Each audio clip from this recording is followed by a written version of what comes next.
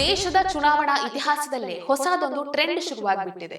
ಇಂತಹ ಒಂದು ಟ್ರೆಂಡ್ಗೆ ನಾಂದಿಯನ್ನ ಹಾಡಿರೋದು AIMIM ಪಕ್ಷ.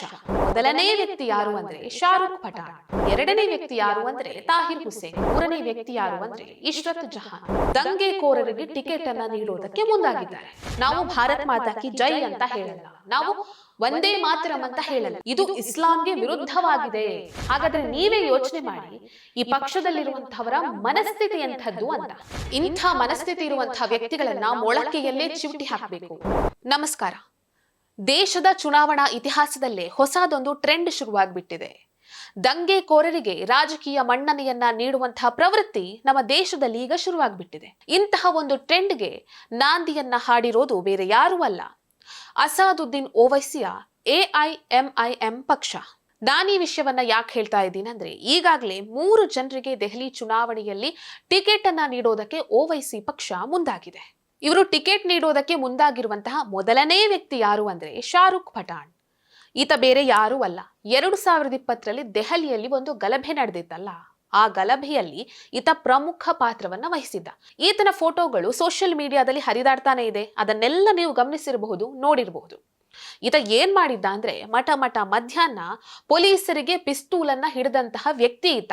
ಇಂಥವನಿಗೆ ಟಿಕೆಟ್ ಅನ್ನ ಕೊಡೋದಕ್ಕೆ ಮುಂದಾಗಿದೆ ಓವೈಸಿ ಅವರ ಪಕ್ಷ. ಇವರಿಗೆ ಬೇರೆ ಯಾರು ಸಿಗ್ಲೇ ಇಲ್ವೇನೋ. ಇಂತಹ ಗಲಭೆಕೋರನಿಗೆ ಟಿಕೆಟ್ ಅನ್ನ ನೀಡೋದಕ್ಕೆ ಮುಂದಾಗಿರುವಂತಹ ಓವೈಸಿ ಅವರ ಪಕ್ಷಕ್ಕೆ, ಪಕ್ಷದಲ್ಲಿರುವಂತಹವರಿಗೆ ಏನ್ ಹೇಳಬೇಕು ಅಂತಾನೆ ಗೊತ್ತಾಗ್ತಿಲ್ಲ.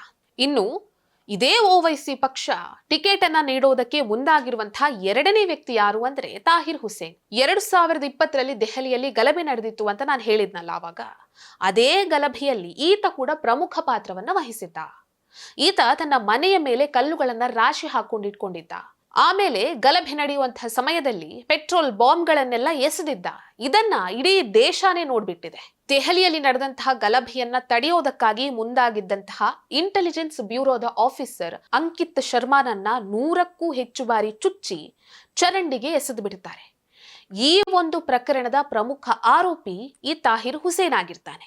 ಇಂಥವನಿಗೆ, ಇಂಥ ಗಲಭೆಕೋರನಿಗೆ ಟಿಕೆಟ್ ಅನ್ನ ನೀಡುವುದಕ್ಕೆ ಓವೈಸಿ ಪಕ್ಷ ಮುಂದಾಗಿದೆ. ಹಾಗಾದ್ರೆ ನೀವೇ ಯೋಚನೆ ಮಾಡಿ, ಈ ಪಕ್ಷದಲ್ಲಿರುವಂತಹವರ ಮನಸ್ಥಿತಿ ಎಂಥದ್ದು ಅಂತ. ಇನ್ನು ಇವರ ಪಕ್ಷ ಟಿಕೆಟ್ ನೀಡೋದಕ್ಕೆ ಮುಂದಾಗಿರುವಂತಹ ಮೂರನೇ ವ್ಯಕ್ತಿ ಯಾರು ಅಂದ್ರೆ ಇಶ್ರತ್ ಜಹಾನ್. ಈಕೆ ಗುಜರಾತ್ನ ಗಲಭೆಯ ಪ್ರಮುಖ ಆರೋಪಿಯಾಗಿದ್ಲು. ಮುಸ್ಲಿಂ ಗಲಭೆಕೋರರ ಜೊತೆ ಸೇರ್ಕೊಂಡು ಗಲಭೆಯನ್ನ ನಡೆಸುವುದಕ್ಕಾಗಿ ತಂತ್ರವನ್ನ ರೂಪಿಸಿದ್ಲು ಅನ್ನುವಂಥ ಆರೋಪ ಈಕೆಯ ಮೇಲಿದೆ. ಈಕೆಗೂ ಟಿಕೆಟ್ ನೀಡ್ತಾ ಇದ್ದಾರೆ ಅನ್ನುವಂತಹ ಸುದ್ದಿಗಳು ಈಗಾಗಲೇ ಹರಿದಾಡ್ತಾ ಇದೆ. ನೋಡಿ ಎಂಥೆಂಥವರಿಗೆ ಟಿಕೆಟ್ ಅನ್ನ ಕೊಡ್ತಾ ಇದ್ದಾರೆ ಅಂತ. ಓವೈಸಿ ಮತ್ತು ಅವರ ಪಕ್ಷದ ಹಿನ್ನೆಲೆಯನ್ನೊಮ್ಮೆ ನೋಡಿದಾಗ ನಿಜಕ್ಕೂ ಆಶ್ಚರ್ಯ ಆಗುತ್ತೆ. ಈ ಓವೈಸಿ ಈ ಹಿಂದೆ ಒಂದು ಮಾತನ್ನ ಹೇಳಿದ್ರು, ನಾವು ಭಾರತ್ ಮಾತಾ ಕಿ ಜೈ ಅಂತ ಹೇಳಲ್ಲ, ನಾವು ಒಂದೇ ಮಾತರಂ ಅಂತ ಹೇಳಲ್ಲ, ಯಾಕಂದ್ರೆ ಇದು ಇಸ್ಲಾಂಗೆ ವಿರುದ್ಧವಾಗಿದೆ, ಹಾಗಾಗಿ ನಾವು ಹೇಳಲ್ಲ ಅನ್ನುವಂಥ ಒಂದು ಮಾತನ್ನ ಹೇಳಿದ್ರು. ನೋಡಿ, ಇದೇ ಇವರ ಮತ್ತು ಇವರ ಪಕ್ಷದವರ ಮನಸ್ಥಿತಿ. ಈಗ ದಂಗೆಕೋರರಿಗೆ ಟಿಕೆಟ್ ಅನ್ನ ನೀಡೋದಕ್ಕೆ ಮುಂದಾಗಿದ್ದಾರೆ. ಓವೈಸಿನೇ ಹೀಗೆ, ಓವೈಸಿ ಅವರ ತಮ್ಮ ಅಕ್ಬರುದ್ದೀನ್ ಓವೈಸಿ ಹೇಗೆ ಅಂತ ಹೇಳ್ತೀನಿ ಕೇಳಿ.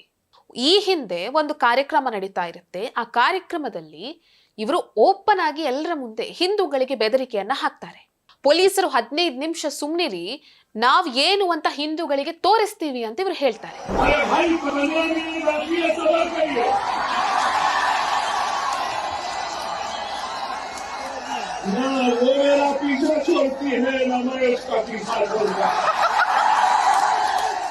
ಇಂಥ ಮನಸ್ಥಿತಿ ಇರುವವರು ಅದೆಂಥವರಿಗೆ ಟಿಕೆಟ್ ಅನ್ನ ನೀಡ್ತಾರೆ ಅನ್ನೋದು ನಿಮ್ಮೆಲ್ಲರಿಗೂ ಗೊತ್ತಾಗುತ್ತೆ ಬಿಡಿ.